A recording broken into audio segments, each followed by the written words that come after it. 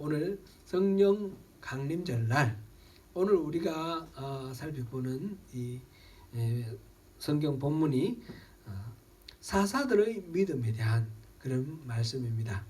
우리가 이제 살펴보면서 알겠지만 믿음이라는 것과 성령님이 일하심이 너무너무 밀접하게 잘 연결되어 있다는 것을 우리가 알게 될 것입니다.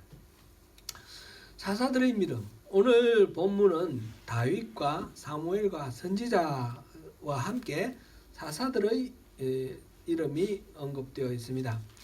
이제껏 믿음의 본을 보인 사람들을 한 사람 한 사람 이렇게 개인별로 언급을 해왔는데 오늘 본문 32절에서는 여러 사람을 한꺼번에 이렇게 나열을 했습니다. 믿음의 본이 될 사람들이 수도 없이 많으며 이들도 일일이 언급하기에는 부족하다 하는 것입니다. 그들의 사역에 대해서는 뒤에 33절 34절하고도 쭉 이어지지만 오늘 특별히 2절만 32절만 따로 이제 구분해서 보면서 그 사사들의 믿음에 대해서 우리가 한번 자세히 살펴보려고 합니다. 그 이름 기드온, 바락, 삼손, 입다, 다윗, 사무엘과 선지자 이렇게 되어 있는데 여기서 다윗, 사무엘, 선지자 이 뺀 나머지 기드온, 바락, 삼손, 입다는 사사죠. 근데 이 언급한 순서가 연대 순으로 이렇게 되어 있는 것은 아닙니다. 기드온하고 바락 보면 바락이 먼저고 기드온이 이제 순서가 바뀌어져 있고 삼손하고 입다도 입다가 먼저고 삼손이 나중이죠. 다윗과 사무엘도 마찬가지죠. 사무엘이 먼저고 다윗이 나중입니다. 그런 식으로 순서가 좀 이렇게 엇맞겨 있는데 특별한 이유가 있는지 없는지 거기에 대해서 신학자들이 논쟁이 많이 있는데 특별한 이유가 없이 생각나는 대로 말했다 이렇게 보는 것이 자연스러울 것 같아요. 이 히브리서 기자가 생각나는 대로 이렇게 쭉 나열을 했다 이렇게 보면 좋을 것 같습니다. 통상 사사라 그러면 사사는 여호수아 영도하에 이 출애굽한 이스라엘 백성들이 가나안 땅에 들어가서 거기서부터 정착을 해서 나중에 사무엘이 사울 왕을 기름 부어서 왕으로 세우기까지 왕정이 수립되기 전까지의 그 시대에 그 시기를 이렇게 백성들을 이끌었던 리더들을 사사라고 그렇게 부릅니다. 사사는 영어로는 judge라고 그러는데 judge는 재판관이라는 뜻이죠. 사사가 하는 역할이 꼭 재판관의 역할은 아닙니다. 우리가 공동번역에서 보면 이건 판관기 그랬는데 재판관이라는 뜻인데 사사는 재판관의 그 역할도 물론 했습니다. 더보라 같은 경우 보면 재판하는 그런 장면이 나오는데 왕의 역할도 하고 또 제사장의 역할도 하고 선지자의 역할도 하고 이게 그리스도라는 말하고 비슷하죠. 기름 부음 받은 자 그 역할을 다 세 가지 다 할 수도 있고 그 중에 한 가지만 할 수도 있고 이런 식으로 이제 하던 사람들이 사사입니다. 그리고 이 사사는 이스라엘 그 가나안 땅 12지파가 땅을 분배를 해서 그 살고 있는데 12지파 전역을 이렇게 영향권으로 둔 그런 리더라고 볼 수는 없습니다. 한 지파 또는 서너 지파 거기 일부분적으로만 영향력을 행사한 부분적인 그런 지도자이고요. 여기에 순수 여러 사사들이 나오는데 순수대로 쭉 이어서 1대 2대 3대 이렇게 나오는 거는 아니에요. 그런 거는 막 이렇게 시대가 같이 겹쳐질 때도 있고 그렇습니다. 그건 참고를 하시면서 우리가 이 사사를 생각하면 좋겠습니다. 참고로 사사 시대는 이스라엘의 영적 혼란기라고 말할 수 있습니다. 이 시대의 특성을 나타내는 말씀이 사사기 21장 25절 말씀인데 같이 읽어보겠습니다. 그때에 이스라엘이 왕이 없으므로 사람이 각기 자기의 소견에 옳은 대로 행하였더라. 여호수아가 죽은 후 이스라엘 백성들은 하나님을 떠났습니다. 그리고 율법을 잃어버렸습니다. 그래서 저마다 자기 소견대로 옳다 하는 대로 그렇게 행동을 하고 그 전체를 아우르는 절대적인 기준이 없어지게 되었습니다. 그러다 보니 자연스럽게 하나님의 말씀에서 떠나고 또 범죄하고 어긋나는 일이 많아졌습니다. 그래서 이 시대를 암흑기다 이렇게 부르기도 합니다. 그래서 많은 사사들이 등장하지만 죄의 악순환이 계속해서 반복되고 있습니다. 그 대표적인 사례로 사사기 3장 7절부터 11절을 우리 보시겠습니다. 같이 읽어봅니다. 시작. 이스라엘 자손이 여호와의 목전에 악을 행하여 자기들의 하나님 여호와를 잊어버리고 바알들과 아세라들을 섬긴지라. 여호와께서 이스라엘에게 진노하사 그들을 메소포타미아 왕 구산 리사다임의 손에 파셨으므로 이스라엘 자손이 구산 리사다임을 8년 동안 섬겼더니 이스라엘 자손이 여호와께 부르짖음에 여호와께서 이스라엘 자손을 위하여 한 구원자를 세워 그들을 구원하게 하시니 그는 곧 갈렙의 아우 그니스의 아들 온니엘이라. 여호와의 영이 그에게 임하셨으므로 그가 이스라엘의 사사가 되어 나가서 싸울 때에 여호와께서 메소포타미아 왕 구산 리사다임을 그의 손에 넘겨주심에 온니엘의 손이 구산 리사다임을 이기니라. 그 땅이 평온한 지 40년에 그나스의 아들 온니엘이 죽었더라. 아멘. 이것은 사사시대 전체를 관통하면서 이스라엘 사람들은 하나님 보시기에 악을 행하고 그래서 하나님이 징계를 하면서 주변에 있는 이웃 민족에게 넘기시고 이웃 민족이 와서 이 땅을 지배하고 또 착취를 합니다.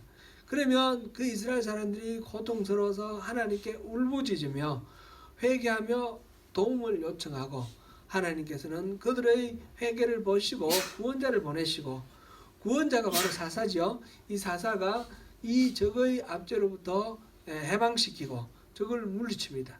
그래서 물리치고 때로는 2년, 때로는 40년 이렇게 일정 기간 동안 평화기를 보냅니다. 그러고 난 뒤에 다시 이 사람들이 타락을 해서 여호와 보시에 악을 행하고 하나님이 또 다른 민족에게 그들을 붙이시고 다른 민족이 와서 지배하고 이런 식의 악순환이 계속해서 사사기 전 시대를 통해서 이 사이클이 계속됩니다. 그 과정에서 보내주는 구원자가 바로 사사들입니다. 사사기에는 사사가 12명이 이름이 나와 있습니다.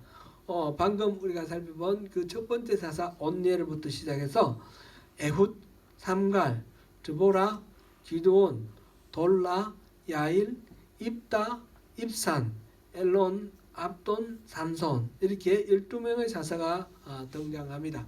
근데 사무엘 상을 보면 엘리 제사장도 사사라고 그랬고 사무엘 선지자도 사사다 그랬습니다. 그래서 사사가 이렇게 성경에 나온 사람을 치면 14명이 되는 것이죠. 오늘 본문은 이 중에서 4사람의 이름이 나와 있습니다. 바락, 기드온, 입다, 삼손. 이 바락은 드보라가 사사 일대에 그 드보라와 함께 그 하솔을 통치하던 가나안 왕 야빈의 그 군대를 물리친 장군입니다. 그래서 바락은 드보라와 같이 공동으로 사사다 이렇게 일컬어지기도 하고 드보라의 부하임, 드보라를 사사로 이렇게 모시면서 이스라엘을 이끌었던 이스라엘의 구원자입니다.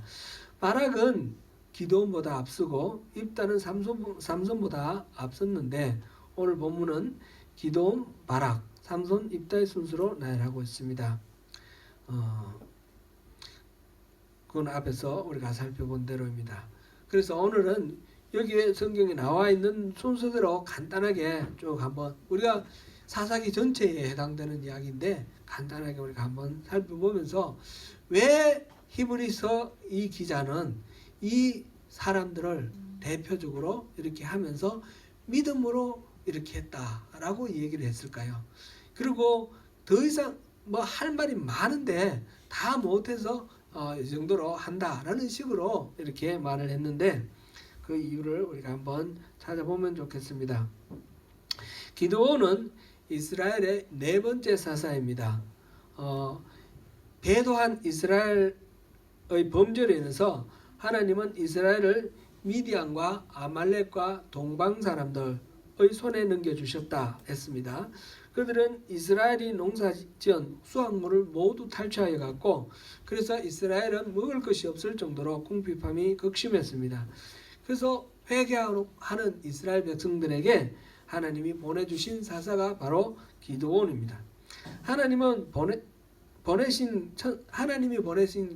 천사가 기드온을 찾아갔을 때 기드온은 포도주를 짜는 틀에 숨어서 거기서 타작을 하고 있었어요.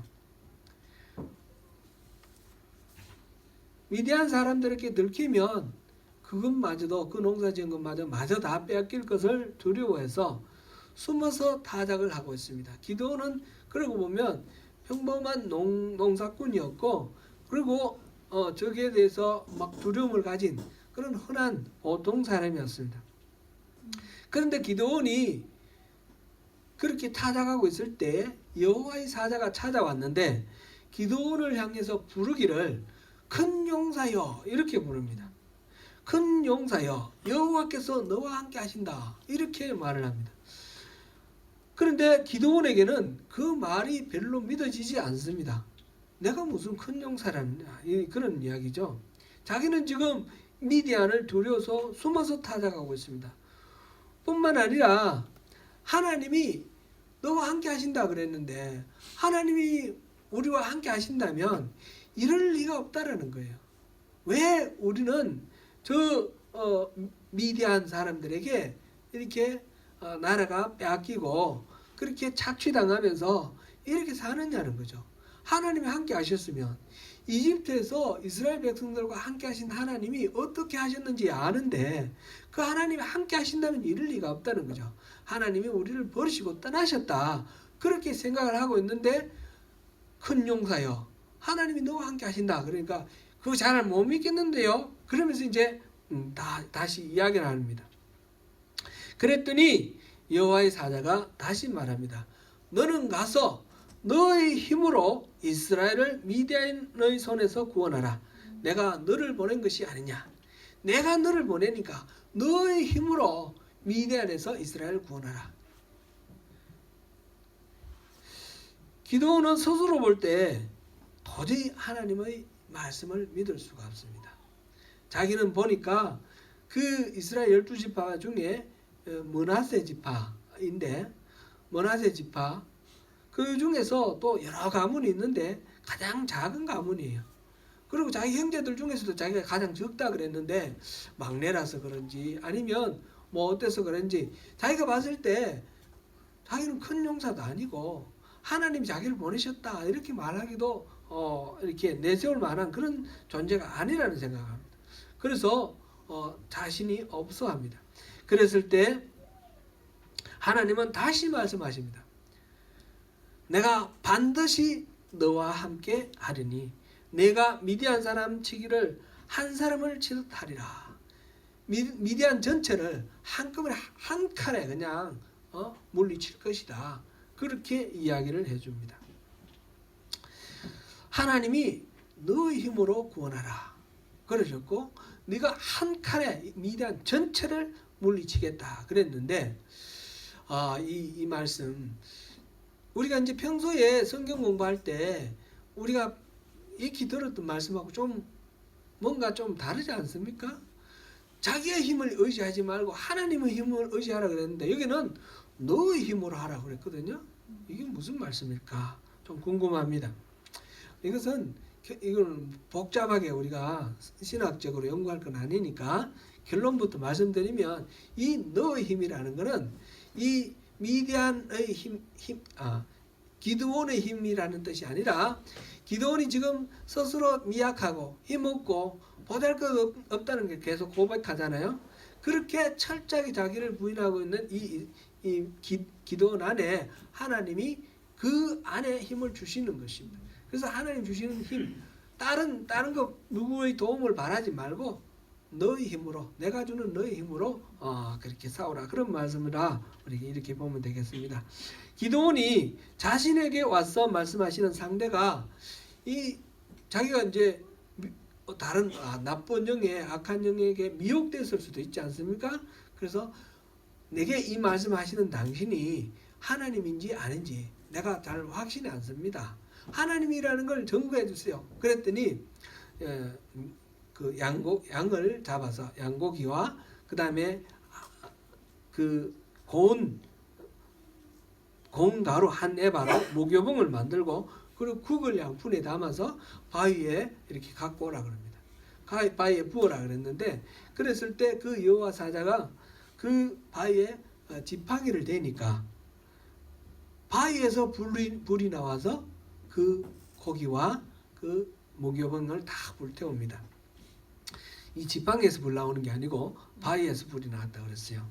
그렇게 해서 완전히 다 이렇게 태웁니다. 그러니까 하나님이시구나 라는 게 이제 마음이 좀 들어오겠죠. 그랬는데 또 가만히 생각하니까 또 불확실합니다. 자신이 없습니다.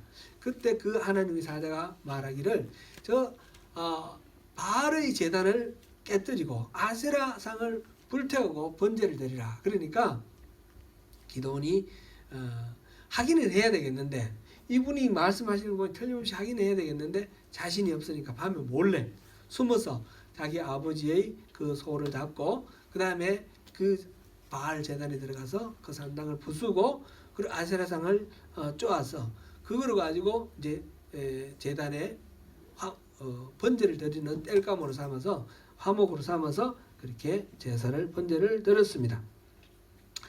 동네 사람들이 난리가 났습니다. 자기들이 이제 지금 섬기고 있는 신은 바알 신입니다. 바알 신이고 아세라 신인데 밤중에 그 신전을 누가 다 부쉈단 말이죠.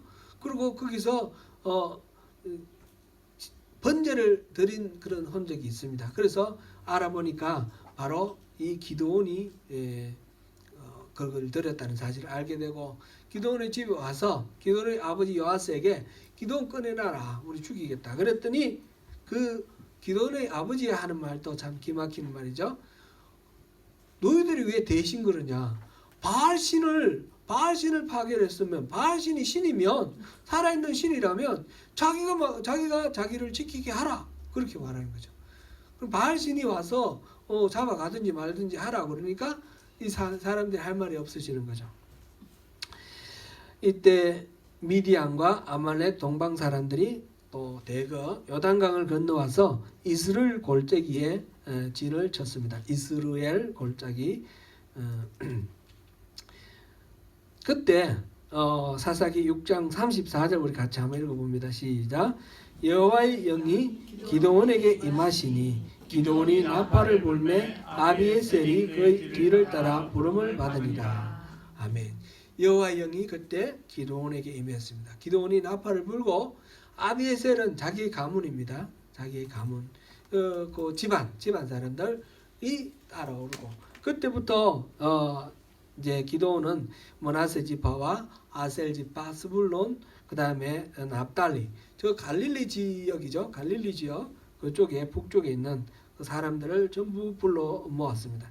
그래서 우리가 함께 싸우러 나가자고 동원을 했죠. 그러고도 아직까지도 기드온은 자신이 없습니다. 그래서 하나님께 부탁합니다. 하나님, 만약 나에게 이걸 말씀하시고 나와 함께 하시겠다는 당신이 하나님이 맞다면 나 양털 하나 마당에 놓을 텐데 양털이 이슬로 흠뻑 젖게 해주십시오. 그리고 마당은 깨끗하게. 그래서 이거는 자연스럽게 일어날 수 있는 그런 현상이 아니고 하나님만이 하실 수 있는 일이라는 걸 보게 해주세요. 그랬어요. 그랬더니 그 양털에만 이슬이 가득 머금었습니다. 그래서 그 다음 날은, 그러면 이번에는 양털은 뽀송뽀송하고 이 마당은 젖게 해주세요. 그래야지 이게 자연스럽게 일어나는 현상이 아닌 줄 내가 알겠습니다. 그리고 그 다음에는 그 양털은 뽀송뽀송하고 마당은 젖는 그런 일이 일어났습니다. 그래서 드디어 이분이 하나님이시라는 걸 확신하게 되죠. 계속해서 기도는 하나님에 대한 이 확신이, 믿음이 부족하다라는 것을 우리가 알 수 있습니다. 표정을 달라고 계속해서 요구를 합니다. 우리가 신앙생활을 할 때 정말 하나님이 우리에게 약속하신 것이 맞는가? 하나님이 나를 인도하시는 것이 맞는가? 이게 확신이 안 될 때가 많습니다. 우리가 그런 의심이 들고 불안한 마음이 있다 하더라도 그것 때문에 나는 틀렸어 이렇게 생각할 필요가 없습니다. 심지어는 기도원도 그랬습니다. 기도원도 여러 번이나 그렇게 말했습니다. 이제 하나님께서 우여곡절 끝에 그렇게 몰려온 수만 명의 사람들 중에 글러서 300명의 용사를 통해서 이 미디안과 이 아말렉과 동방 사람들을 물리쳐 주셨습니다. 바락도 매우 연약한 사람입니다. 가나안 왕 야빈이 이스라엘 자손을 20년간 심하게 학대하였는데 그때 이제 하나님께서 야빈을 물리치기 위해서 드보라 선지자를 통해서 그리고 이 바락을 통해서 이 전쟁을 수행하시는 것입니다. 하나님이 드보라에게 감동 주셨고 드보라가 바락을 불렀습니다. 바락을 불러서 말을 했습니다. 같이 읽습니다. 이스라엘의 하나님 여호와께서 이같이 명령하지 아니하시겠느냐? 너는 납달리 자손과 스불론 자손과 10,000명을 거느리고 다볼산으로 가라. 내가 야민의 군대 장관 시스라와 그의 병거들과 그의 무리를 기손강으로 이끌어 내게 이르게 하고 그를 내 손에 넘겨주리라. 아멘. 지금 이 바락이 지금 활약한 땅도 그 북쪽 갈릴리 지역입니다. 여기인데 지금 하나님께서 명령을 하셨다. 너는 납달리 자손과 스불론 자손을 불러서 10,000명을 거느리고 가서 다볼산에서 그 야빈의 군대 장관 시스라와 싸우라 이렇게 말씀을 하시는 겁니다. 바락은 그때 드보라 선지자 드보라에게 당신이 같이 가지 않으면 나 안 가겠습니다 그렇게 말해요. 그러니까 드보라가 내가 함께 하겠다 그렇게 약속하고 바락은 이제 그 전쟁에 나가서 이깁니다. 바락은 겁이 많은 존재죠. 기도원 마찬가지로 자기 혼자 나갈 수가 없다 생각하고 이 군대의 장군인데 장관인데 그런데 이 선지자와 같이 가야 되겠다라고 말을 합니다. 그렇게 해서 눈에 보이지 않는 하나님에 대한 정표를 요청하는 것은 기도원처럼 그렇게 요청하는 건 아니지만 눈에 보이는 살아있는 선지자인 드보라를 이렇게 붙들고 나갑니다. 그 다음에 소개한 사람이 삼손입니다. 삼손은 12번째 사사입니다. 삼손은 우리가 잘 아는 대로 매우 힘이 센 용사입니다. 사자를 맨손으로 잡기도 하고 나귀 특배 하나로 블레셋 사람 1,000명을 죽이기도 합니다. 또 그를 잡기 위해서 여러 가지 이제 줄로 묶기도 하고 튼튼한 밧줄로 묶기도 했는데 마치 실처럼 끊어버리는 그런 힘이 있었습니다. 마지막에는 다곤의 신전에서 기둥을 밀어서 그 신전을 무너뜨리고 많은 사람들을 죽게 한 그런 사람이 삼손입니다. 삼손은 이런 일들을 믿음으로 하였다 그랬습니다. 사사기 13장 25절에 보니까 삼손에게 여호와의 영이 임하여 그를 움직였다라고 기록되어 있습니다. 그 다음에 입다에 대해서 또 잠깐 봅니다. 입다는 8번째 사사입니다. 입다가 물론 삼손보다는 앞이죠.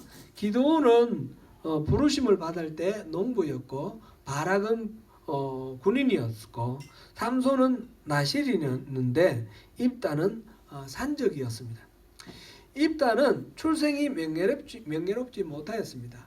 길앗 사람 중에 길르앗이라는 사람이 있었는데 그 길르앗이 기생의 몸에서 낳은 사생아 혼외자가 바로 입다입니다.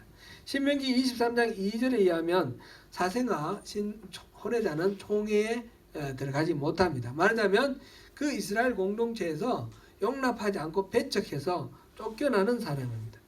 그래서 이 사람은 자기 고향에서 쫓겨나서 도읍 땅에 가서 살았는데 그때 여러 잡류들이 모였다 그랬습니다. 그러니까 말하자면 산적이 되어서 그렇게 살아가고 산적 두목입니다. 이때 암몬 자손이 이스라엘을 침공을 하였습니다. 그런데 길르앗 사람들은 스스로 방어를 할 자신이 없어서 입다에게 도움을 요청합니다. 입다는 장로들의 요청을 받아들여서 길르앗의 그 군대를 지휘하는 지휘관이 되겠다 하고 그래서 사사가 됩니다.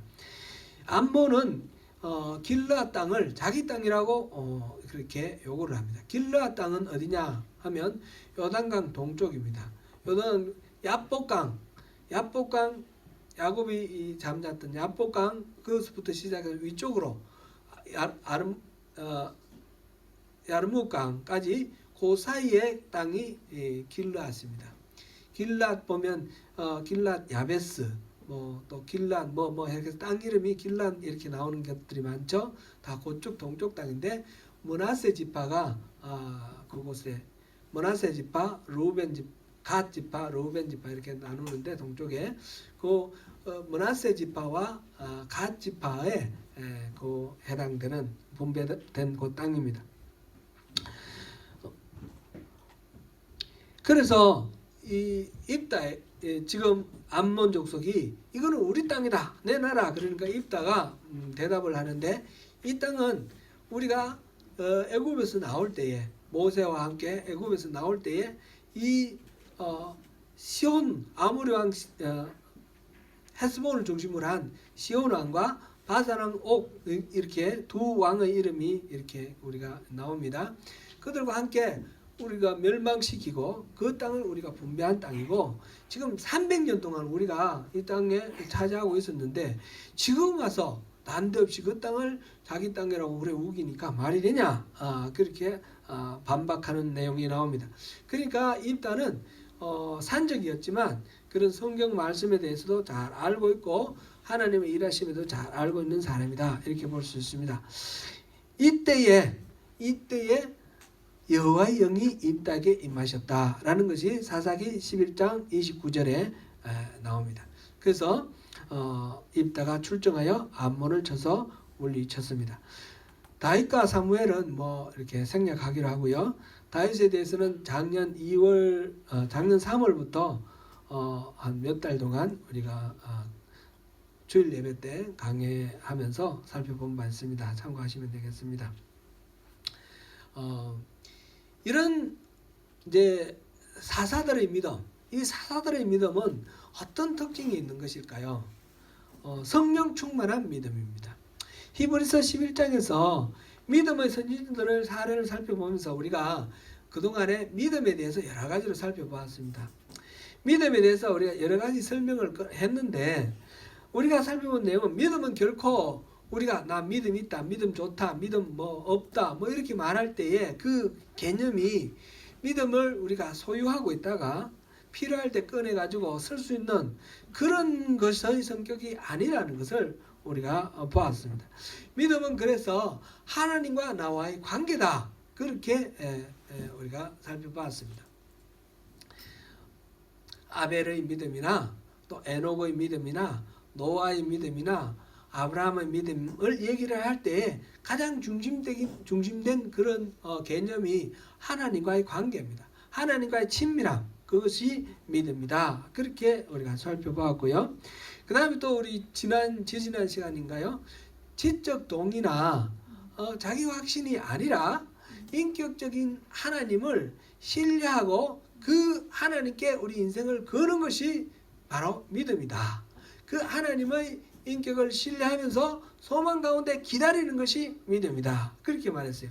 바른 관계 속에서 관계를 맺어야 되는 것과 아울러서 그 다음에 그 관계 속에서 우리 자신을 내맡길 때에 믿음이다 말할 수 있다라고 했습니다. 사사들의 믿음에서 우리가 두드러지는 특징은 여호와의 영, 성령이 임했다라는 것입니다. 바락의 경우에는 성령이 임했다는 말이 특별히는 없지만, 그러나 바락은 선지자인 드보라와 함께 가지 않으면 안 가겠다 그렇게 말했습니다. 선지자, 하나님의 말씀을 듣는 선지자에게 절대적으로 의존하는 것을 통해서 이 사람도 성령을 의존하는 것을 우리가 확인할 수가 있습니다.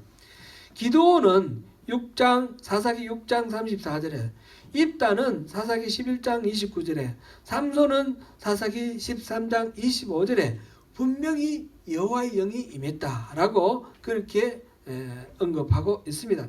사사들은 대체로 신분이 비천하고 사회적 지도력을 발휘할 수 있는 그런 성격의 존재들이 아니었습니다. 바락은 장군이었지만 선지자 드보라의 치마폭에 오는 그런 사람으로 우리가 확인할 수 있습니다. 기드온은 포도주 틀에서 농사 짓는 것을 타작하는 그런 겁 많은 평범한 농부에 불과하다 하는 것을 알 수 있습니다. 그리고 입다는 사생아였습니다. 배척당했고, 그래서 자기 동족들하고 함께 생활할 수가 없어서 산적이 되어서 그렇게 살던 사람이 입다입니다. 그리고 삼손은 어떻습니까? 삼손은 아주 특별한 사람입니다.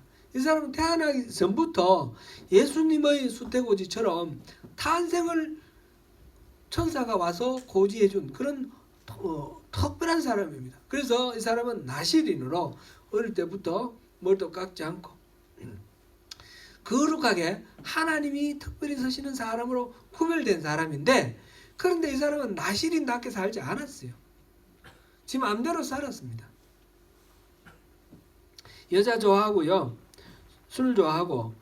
이 사람은 분명히 어마어마한 힘을 갖고 있는데 그 힘을 하나님이 쓰시는 방법으로 쓰지 않고 자기 마음대로 그렇게 썼습니다. 말하자면 이 삼손은 한량이고 논패입니다. 그렇죠?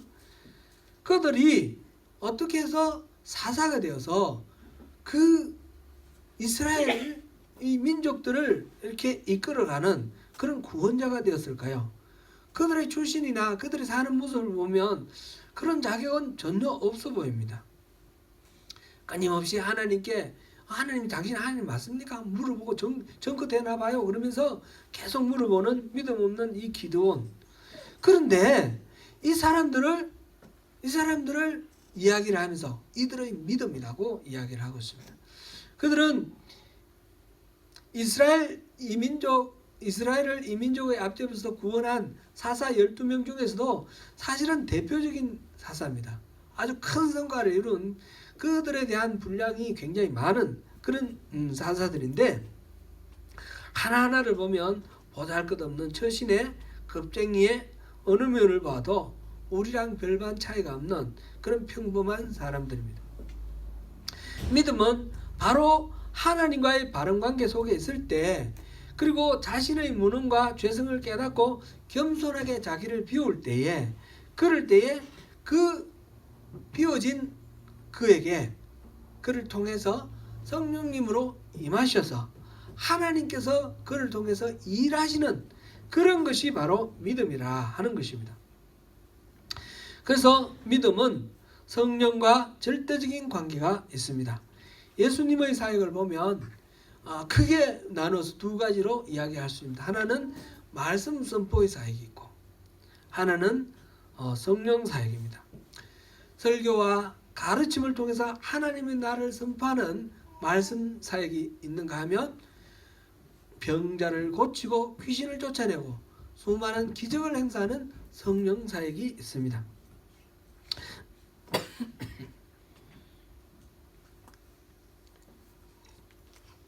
이것에 대해서 어떤 분들은 그거는 예수님이 하나님이시기 때문에 하나님으로서 권능을 행사하신 것 아닙니까? 그걸 성령사역이라고 말할 수 있습니까? 이렇게 얘기하는 사람도 있습니다. 그런데 예수님께서 이 땅에 오셔서 사역하신 것은 하나님으로서 사역하신 것이 아닙니다. 예수님은 분명히 하나님이시지만, 100% 하나님이시지만 근본 하나님의 본체시지만 자기를 비워서 스스로 사람의 몸을 입고 종이 되어서 이 땅에 오셔서 인간으로서 모든 삶을 살아가셨습니다. 그럴 때에 인간으로서 이 모든 일들을 행하실 때는 성령의 도우심을 받았습니다. 하나님이 행하시는 걸 보고 자기도 행했다고 그랬고, 성령으로 세례를 받을 때부터 성령을 충만히 공급받으면서 그 다음에서 성령과 함께 이 모든 일들을 하셨습니다. 사도들의 사역도 마찬가지입니다. 사도들도 말씀 사역과 성령 사역으로 요약할 수 있습니다. 그들은 예수님이 선포하신 하나님의 나라와 그리고 예수님의 삶과 죽으심, 부활과 승천, 이 예수님의 생애에 대한 증거의 말씀, 이거를 선포했습니다. 그와 동시에 이 사도들도 병도 고치고 귀신도 쫓아내면서 여러 가지 성령님이 하시는 그 은사를 통해서 또 여러 가지 성령 사역을 해 나갔습니다.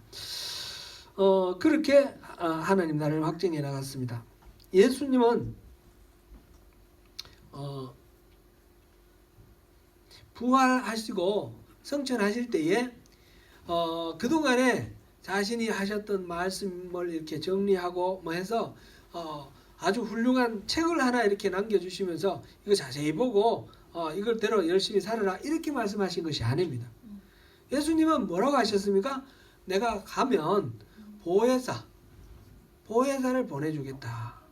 그렇게 하셨고 그 보혜사가 올 때까지 이 예루살렘을 떠나지 말라 그렇게 하셨어요. 그래서 예수님이 약속하신 대로 오순절날 보혜사 성령님이 오셔서 보혜사 성령님이 각 사람들에게 그 제자들에게 임하셨고 그 안에 들어가심으로 인해서 사람들이 그때부터 본격적으로 이 사역을 시작하게 되고 교회를 이루고 하나님 나라를 확장해 나갑니다. 그래서 이 사도들과 또 사도들의 제자들의 제자인 우리들의 신앙생활은 하나님의 말씀, 성경으로 기록된 이 하나님의 말씀이 기준이 되어야 되는데 그와 동시에 성령의 인도하심대로 말씀 사역과 성령 사역이 우리에게도 똑같이 이루어져야 하는 것입니다. 그래서 우리가 이 성령 사역을 생각해야 돼요. 성령 사역이 뭐냐? 바로 믿음으로 사역하는 것입니다. 믿음이라는 것이 다름이 아니라 바로 인격적이신 하나님과의 친밀한 관계 속에서 하나님의 인도하심 받는 것이죠. 그것이 바로 성령으로 우리 안에 임하신 그 하나님의 인도하심을 받는 것이 우리 믿음의 삶이 되는 것입니다. 사랑하는 성도 여러분, 교회에 대한 하나님의 입장은 바로 그런 것입니다. 우리가 전적으로 하나님을 사랑하고 하나님께 의지하는 믿음으로 설 때에 하나님은 우리 안에 임하신 성령을 통해서 일을 하십니다. 오늘은 특별히 성령 강림절인데 성령 충만한 가운데 우리를 통해서 일하시는 하나님을 경험하시고 그 하나님의 은혜를 매일매일 삶 속에서 누리시는 저와 여러분이 되시기를 축원합니다.